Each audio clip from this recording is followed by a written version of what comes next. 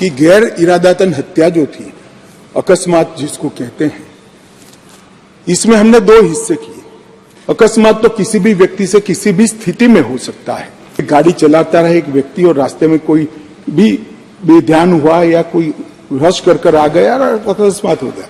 अकस्मात करने के बाद वो व्यक्ति स्वयं उसको पुलिस स्टेशन या तो हॉस्पिटल ले जाता है, तो इसके लिए कम सजा का प्रावधान किया है। हिट एंड रन केस, मरता हुआ छोड़कर कोई भाग जाता है, तो इसके लिए हमने 10 साल की सजा का प्रावधान किया। देशव्यापी नतून परिवहन आईन हिट एंड रान आईन निये ट्राक चालकদের প্রতিবাদে উত্তাল গোটা দেশ। সেই আবহের মধ্যে সংসদের শীতকালীন অধিবেশনে স্বরাষ্ট্রমন্ত্রী অমিত শাহের দেওয়া সেই বক্তৃতা ভাইরাল হচ্ছে। স্বরাষ্ট্রমন্ত্রী অমিত শাহ অধিবেশনে ভাষণ দিচ্ছিলেন এবং ভারতীয় ন্যায় সংহিতা 2023, ভারতীয় নাগরিক সুরক্ষা সংহিতা 2023 এবং ভারতীয় সাক্ষ্য বিল 2023 সম্পর্কে বিশদ বিবরণ দিচ্ছিলেন। তিনি লোকসভা সদস্যদের হিট এন্ড রান সম্পর্কে অবহিত করেন। শুনে নেব সংসদে স্বরাষ্ট্রমন্ত্রীর অমিত শাহের সেই ভাইরাল বক্তব্য। जो आतंकवादी कृत्य करते हैं उनके प्रति कोई दया भाव नहीं होना चाहिए। कठोर से कठोर इनके लिए कानून का प्रावधान होना चाहिए। और ये नरेंद्र मोदी सरकार का उचित ही निर्णय है कि आतंकवाद के लिए ये कानून में हमने जगह दी है। उसके बाद भारत सरकार, किसी राज्य सरकार, विदेश की सरकार, अंतर्राष्ट्रीय सरकारी संगठन के सुरक्षा को बाधित करने वाले कृत्य भी आतंकवादी माने जाएंगे। माने और मैं नहीं मानता इसमें कहीं पर भी कोई गुंजाइश बची है कि इसका दुरुपयोग हो। और मैं सदन को आश्वस्त करना चाहता हूं, कानून तो लिखी हुई चीज है, इसका अमल करते वक्त अगर कोई इसका दुरुपयोग करता है, जहां तक हमारी सरकार का सवाल है साहब, हम उसको रोकेंगे भी और उसको नसीहत भी करेंगे, सजा भी देंगे। और सबसे ऊपर कोर्ट है। अगर किसके ग्रीवेंसेस है तो ये आतंकवाद को रोकने का प्रोविजन भी कोर्ट के ऊपर तो नहीं है। धारा लगते ही कोर्ट इसकी मीमांसा करेगी। मगर इसके डर से आतंकवाद को ही न रोका जाए, मैं इस बात से सहमत नहीं हो सकता। मान्यवर, मैं सदन से अपील करना चाहता हूं कि इस धारा को जो मोदी सरकार लेकर आई है, आपका समर्थन चाहिए, आशीर्वाद चाहिए और जीरो टॉलरेंस का एक संदेश इस सदन से जाना चाहिए। मान्यवर, संगठित अपराध की भी पहली बार व्याख्या की गई है। कई राज्य और राज्यतर गैंगे संगठित अपराध करती हैं। इसके लिए कोई विशेष कानून नहीं था। इसके अंदर हमने साइबर अपराध को, आर्थिक अपराध को, भूमि हत्याना को, हथियारों की व्यापार को, डकैती को और मानव लोगों की तस्करी करने व्यक्तियों की मानव तस्करी में, ये सभी को इसके अंदर रखा है। आर्थिक अपराध की भी हमने व्याख्या की है।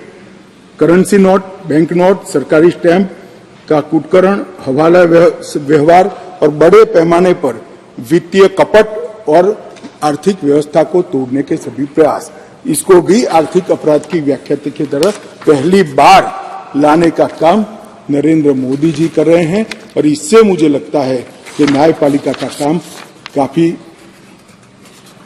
सरल हो जाएगा। मान्यवर,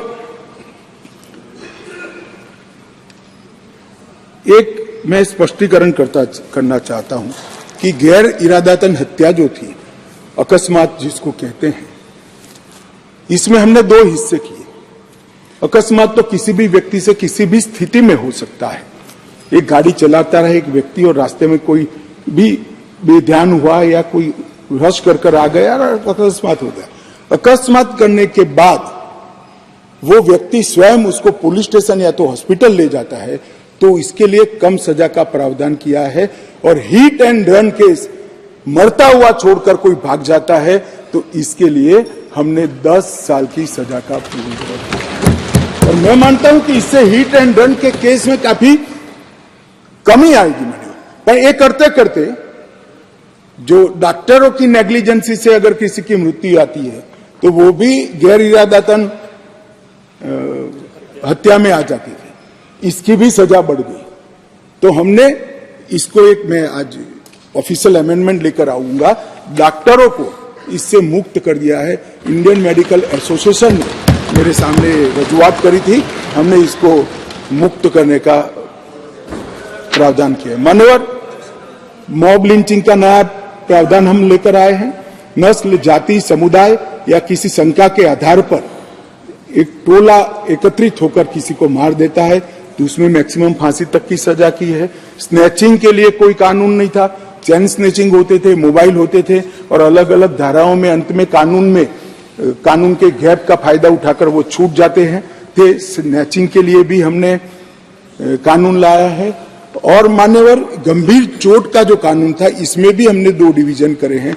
किसी के सर पर लाठी मार दी, इंजर्ड हुआ तो उसको सजा तो होनी चाहिए, परंतु लाठी मारने के कारण वो ब्रेन डेड हो गया या अपाहिज हो गया तो इसकी सजा इतनी नहीं होनी चाहिए।